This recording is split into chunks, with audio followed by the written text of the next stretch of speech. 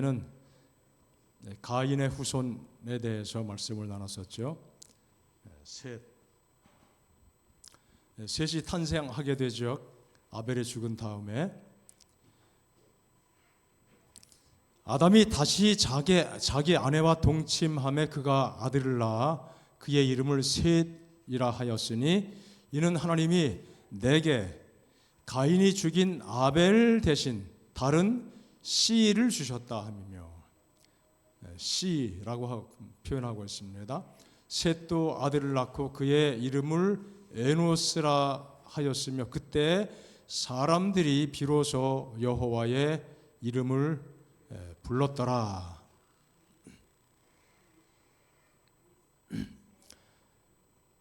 아벨의 죽음, 참 아담과 하와에게 엄청난 시련이었죠. 끔찍한 시련이었습니다.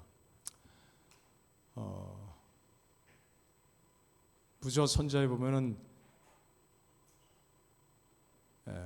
세월이 지나면서 나무에서 잎사귀가 떨어져서 시들어서 죽는 그 모습을 보면서도 아담 하와는 굉장히 슬퍼했다고 그랬어요.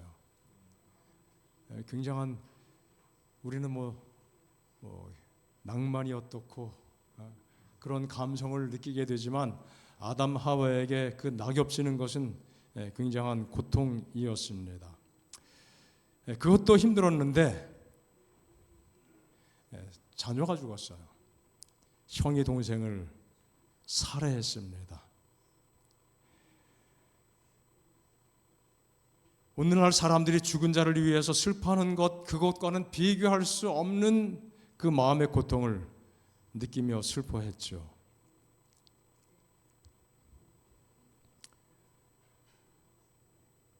굉장한 충격이었을 것이죠.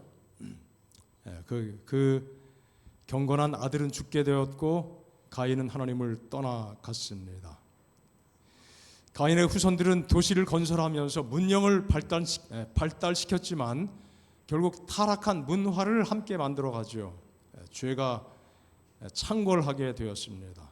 하나님 없는 문명을 만들면서 악의 세력을 형성하게 되었습니다. 그 모습을 보는 가인은 더 마음속에 깊은 상실감을 느끼게 되었을 것입니다. 아벨의 죽은 것, 하나님의 구원의 약속이 단절되는 것 같은 느낌을 가졌을 거예요.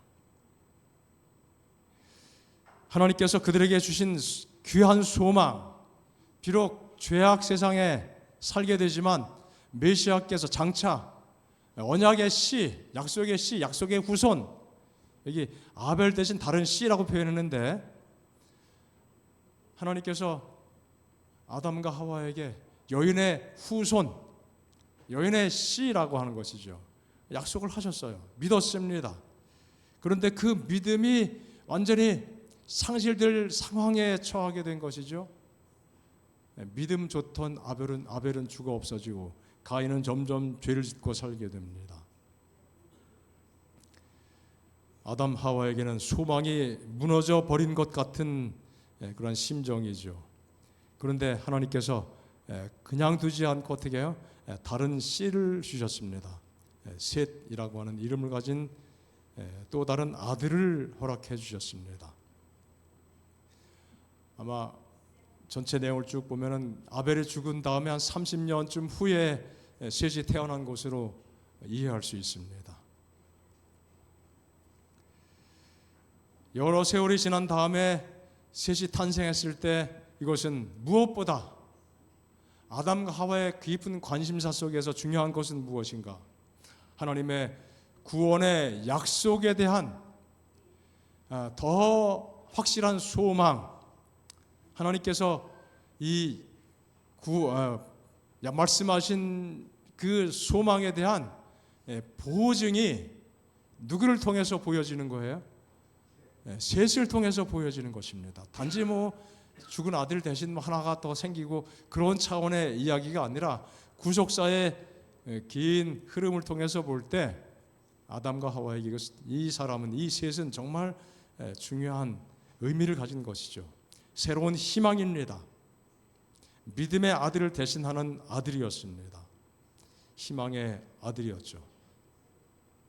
셋이라고 하는 이름의 뜻은 이런 것으로 설명이 됩니다. 약속된 보상, 노인 대신하다, 그걸 부여해 주는 것. 하나님께서 에덴 동산에서 그들에게 허락하셨던 그 약속을 하나님이 잊어버리지도 아니하시고 그 약속이 그냥 우야무야 사라지도록 하시는 것도 아니고 성취되도록 해주시는구나. 약속을 잊지 않으신 하나님을 그들의 마음속에 회상시켜 준 것이죠.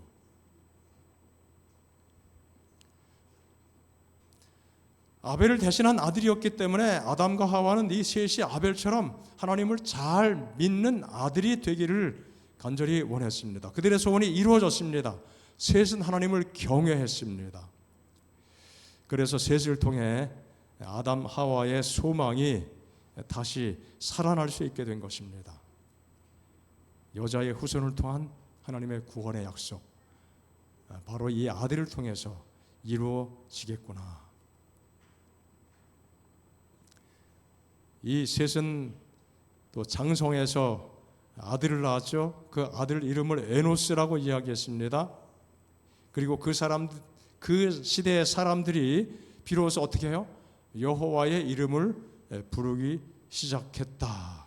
그렇게 성경에 기록하고 있습니다. 조금 이상하게 읽힐 수 있죠? 그 이전에 사는 사람들은 하나님 이름을 안 불렀나요? 불렀죠. 당연히 불렀습니다. 아담, 또 아벨, 계속 하나님께 양을 잡아 제사 드렸잖아요. 하나님을 불렀습니다. 자, 이것은 어떤 의미에서 그렇게 말씀하고 있는가? 한쪽에서 가인의 자손들은 계속 번창하고 있습니다. 아벨이 죽고 셋과 그 다음에 에노스가 나오고 그 후손들이 나오게 되는데 이제 두 무리 사이에 확연한 구별점이 생기게 되고 한쪽은 하나님을 완전히 떠나갔지만 또 한쪽의 이 부류의 사람들은 하나님을 예배하고 또 하나님을 진실히 공경하면서 그렇게 살아갔기 때문에 그런 측면에서 여호와의 이름을 불렀다라고 말씀한 것으로 이해가 됩니다.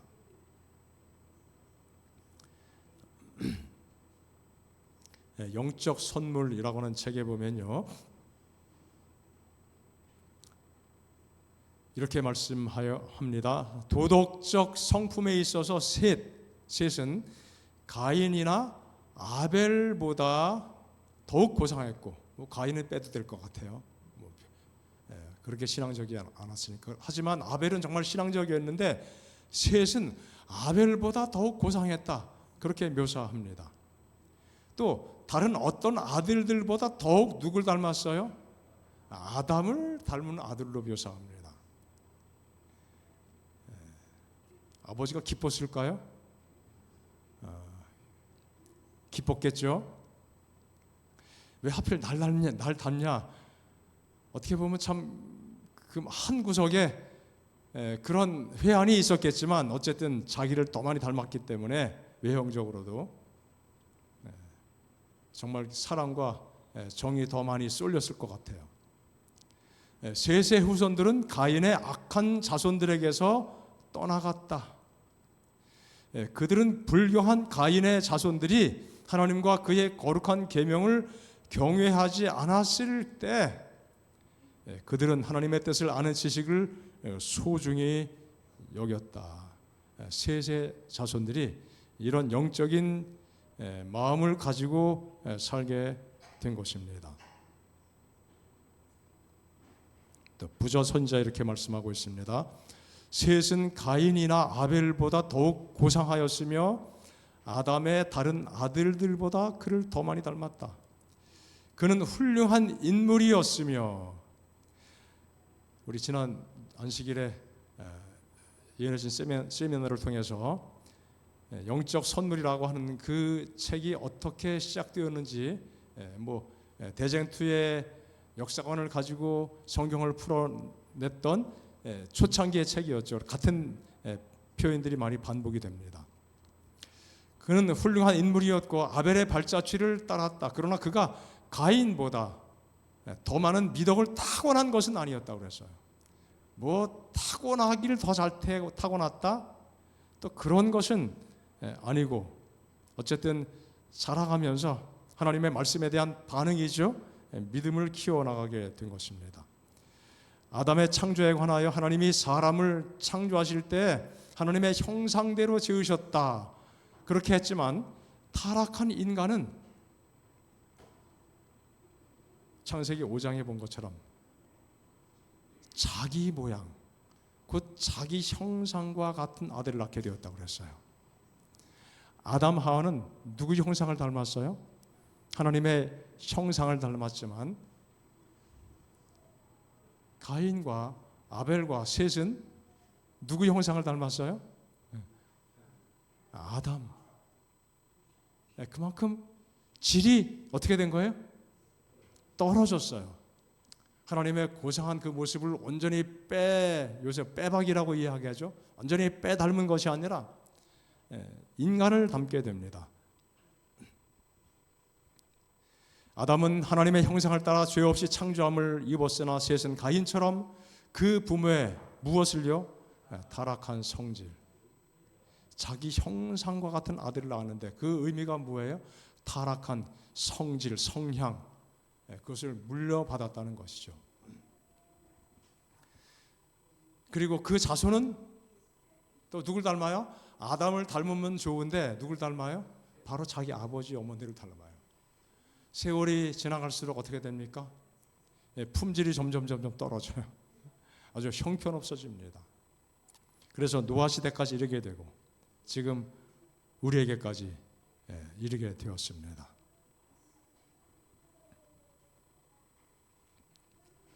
자, 그러나 그는 또한 구속주에 관한 지식과 의에 대한 교훈을 받아들였다. 뭐 가인보다 더 탁월하게 조건이 좋은 상태로 태어난 것은 아니지만 구속주에 대한 교훈 누구한테 받아요?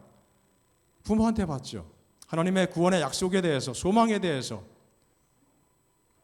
듣게 될 때 그것을 온전히 받아들입니다. 반응을 보였습니다. 믿었어요. 하나님의 은혜로 그는 하나님을 섬기며 하나님을 영화롭게 했습니다.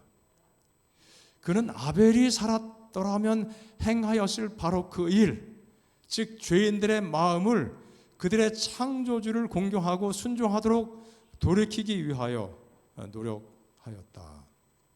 그런 사명감을 가지고 어쩌면 가인의 편에 서서 살아가는 그 사람들을 향하여 그렇게 기별을 전하면서 살아갔다는 것이죠. 에노스라는 이름, 이 이름은 그냥 사람, 인류 그런 뜻으로 이제 사전에서 설명을 합니다.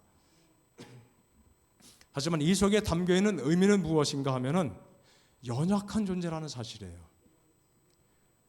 신적인 존재가 아니고 단지 무엇에 불과하다? 사람에 불과하다. 아담? 흙에서 나온 존재. 뭐 거의 같은 의미예요. 연약하고 죽을 수밖에 없는 존재임을 깨우쳐주는 이름. 그 이름을 셋이 그의 아들에게 붙여 주었습니다. 사람은 죽을 수밖에 없는 존재다. 그런 자기 고백이 담겨 있는 이름이죠. 굉장히 중요한 뜻을 가지고 있습니다. 이것을 잊어버리면은 사람이 어떻게 해요? 하나님을 떠나게 됩니다. 내가 죽을 수밖에 없구나, 연약하다. 그 사실을 깊이 기억하고 인식하게 될 때 하나님을 더 가까이 찾고 하나님께 가까이 나아가게 되는 것입니다. 이 사실을 기억할 때 하나님을 더 의지하며 경배하고 살아가게 되는 것이죠. 우리가 매일 우리의 삶 속에서 이 사실을 기억하며 살아가야겠습니다. 바로 이렇게 할 때 우리는 자연스럽게 누구를 부르게 돼요? 여호와를 부르게 됩니다. 여호와의 이름을 부르게 되는 것이죠.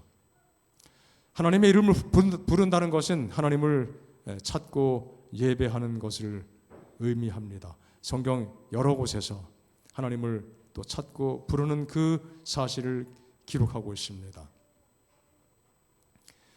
셋의 후손들이 살아가는 삶의 모습, 아주 중요한 설명입니다. 여호와를 부르고 사는 것입니다. 여호와의 이름을 부르고 살아가는 것입니다. 하나님께 대한 지식을 올바르게 가지고 하나님을 예배하는 삶을 살아간다는 것이죠. 그런 측면에서 우리가 하나님의 이름을 부르고 산다는 것은 우리에게 얼마나 중요한 일입니까? 우리가 그런 삶을 살고 있다는 것이 얼마나 또한 감사한 일입니까? 셋과 에노스의 가족은 영적으로 깨어서 부흥을 경험했습니다. 날마다 하나님의 이름을 부르면서 살아가는 것이죠.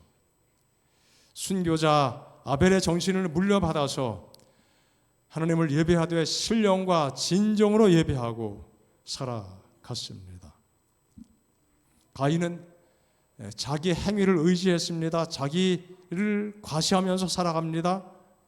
또 그런 태도를 가지고 세상살이에 몰두하게 되었습니다. 하지만 셋의 후손들의 삶의 가장 중요한 초점 어디에 맞춰져 있는가? 하나님을 예배하는 것, 여호와를 찾는 것, 여호와 이름을 부르는 것입니다.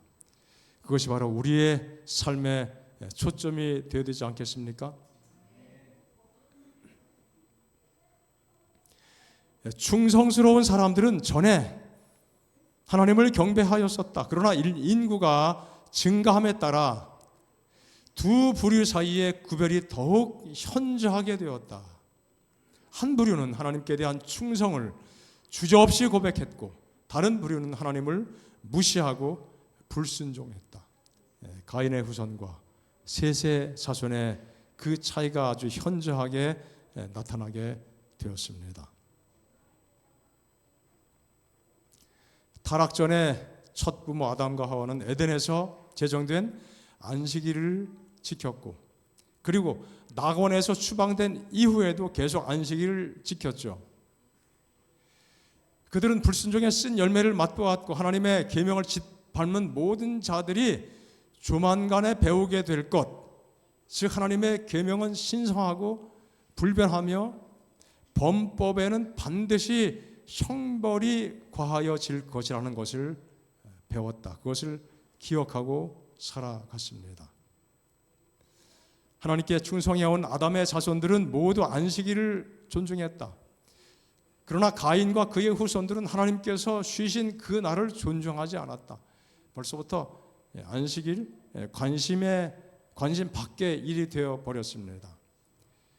여호와의 명백한 명령을 무시하고 노동과 쉼의 날을 그들 나름대로 정했다. 뭐 굳이 제칠을 안식일 필요할 때마다 피곤할 때 쉬면 되지. 그게 무슨 중요성이 있겠는가? 기타 여러 생각들로 하나님의 안식일을 무시하게 된 것이죠.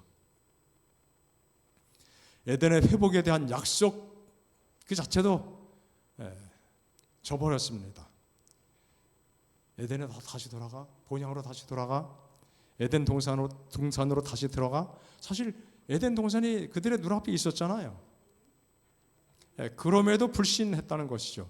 굉장한 불신입니다.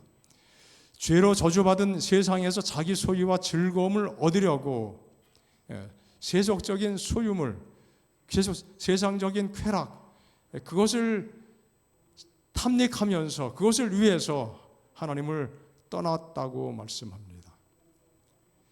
그래서 그는 이 세상 신을 숭배하는 많은 무리의 조상이 되고 맙니다. 그의 후손들은 단순히 세속적이고 물질적인 발전에 있어서는 탁월했죠.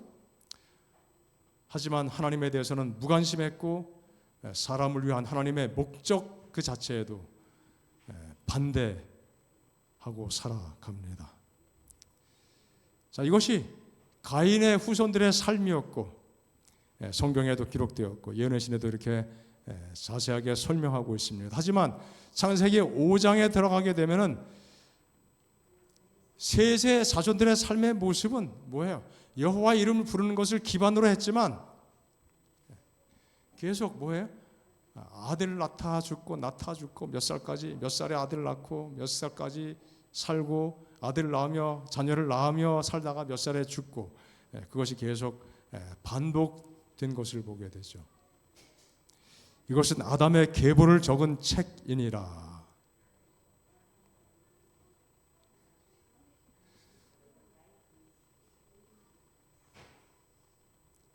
자, 아담은 130세에 자기 모양 곧 자기 형상과 같은 아들을 낳아. 그랬죠?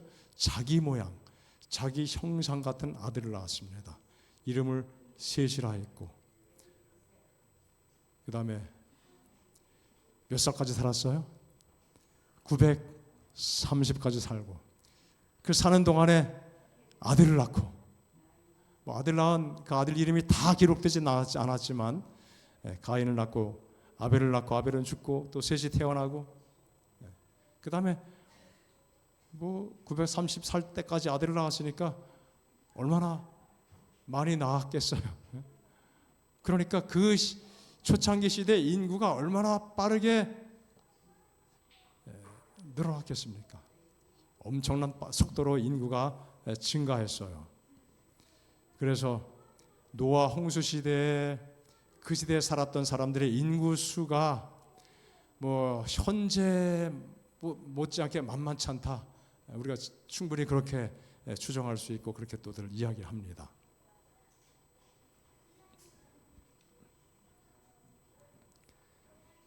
아담이라는 이름 자체가 흙에서 왔다. 흙에서 온 존재, 그런 의미가 포함되어 있습니다. 셋도 사람에 불과하다. 죽을 수밖에 없는 존재다. 이것은 사람의 본질을 기억나게 하는 이름이에요. 내가 누구인지를 깨우쳐주는 의미를 가진 이름입니다. 하지만 그 의미를 깊이 깨달았으니까 그 의미를 가진 이름을 지어줬겠죠.